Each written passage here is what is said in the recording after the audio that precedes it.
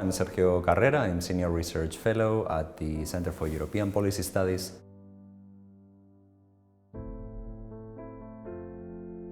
I think we are arriving at a critical moment in European integration, not only because we will have the European elections, we will have a new European Parliament arriving after summer, we will also have a new European Commission. It is very critical for the EU, I think, to have these kind of projects like ReSOMA, to provide evidence to inform policies, not to go for the easy or more kind of irrational sometimes way of doing policies in the field of migration, but rather to base those ideas into robust evidence and information.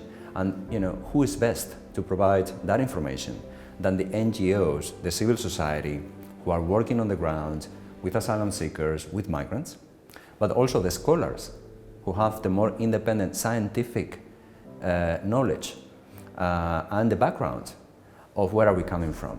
So I think it's extremely important, both in light of the upcoming European Parliament elections, the new European Parliament, but also the new European Commission, to have robust knowledge base to inform what's coming next in the field of migration policy.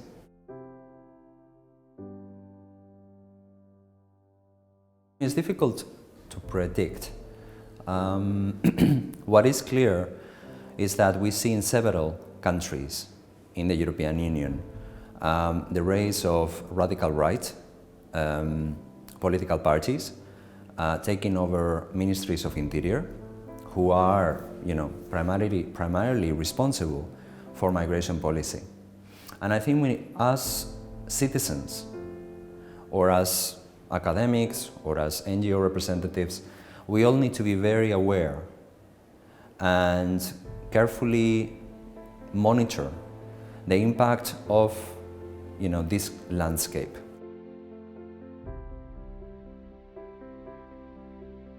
My impression is that the project so far has delivered extremely valuable inputs, gathering together sometimes findings which were already there, but really making them, bring them together, and also bringing actors together. So not only NGOs, which are great in what they do, independently, but also collectively joining forces in different areas like asylum, migration, integration, and linking that collective work to policymakers, to Brussels policymakers who are usually thinking of more the short term needs, what's needed today and tomorrow. So hopefully through this project we are really laying the basis for what could become a permanent platform of dialogue between academics and civil society and EU policymakers in this area. I mean, it is absolutely central.